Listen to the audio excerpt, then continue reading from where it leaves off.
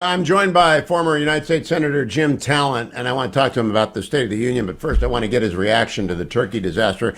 Senator, have you ever seen anything like this? Yeah, not since what was the tsunami in Indonesia in 2004. I think it's going to be comparable in the sense that everybody's saying we're likely to have six figures of casualties. When this sort of thing happens to you, I always worry about the New Madrid seismic zone in southeast Missouri, which covers 5 states. It's actually the most dangerous seismic zone in the country, believe it or not.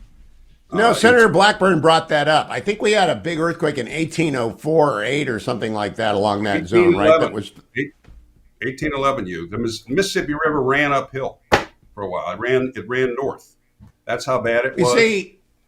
What do you think it does to people, if anything? I think the tsunami did change a lot of people's perspective on the world. I know Haitian earthquake did, but this is in real time. They got cameras out in time to see the Right. second wave. As a result, we have more pictures of instant destruction than we've ever had. Yeah, and I mean, if you want to say an encouraging thing, it's what you're doing and what people are doing and are going to do.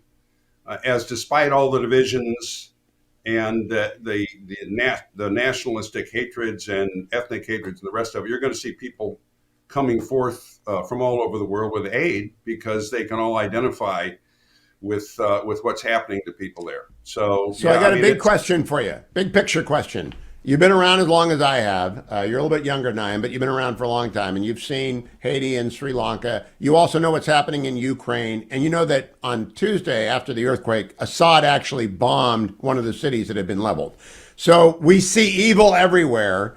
And I asked Mike Pompeo on Tuesday night, evilest person you met, and it's Xi Jinping. We've seen evil everywhere, but we also see good response. Is it worse now than it was, or is it better than it was when we started doing what we do? You mean in terms of the evil? I Yeah. would.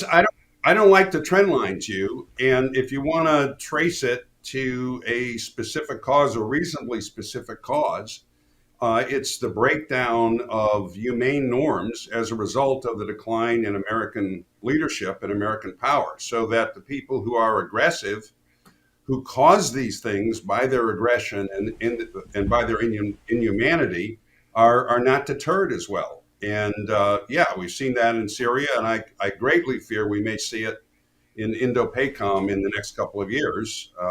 And the answer is strong American leadership backed up by American power that produces peace through strength. Okay, let me throw a real curveball at you. I was making notes for next week's column last night, thinking about American resilience, American toughness. We used to be a farm, frontier, and manual labor country until we went to World War II and came back and we became post industrial. We are not a farm, frontier, and labor country anymore. We are an information economy and a service Right. economy. Do you think that makes us less resilient? Yeah, I'm concerned it does, although I don't think it's the major reason. I think a lot of it is what's happening that you talk a lot about in the schools, that Governor Sanders talked about in her response the other day. But I think there is an issue that more and more people don't understand how their standard of living or their living is sustained. For example, people don't know how food is produced.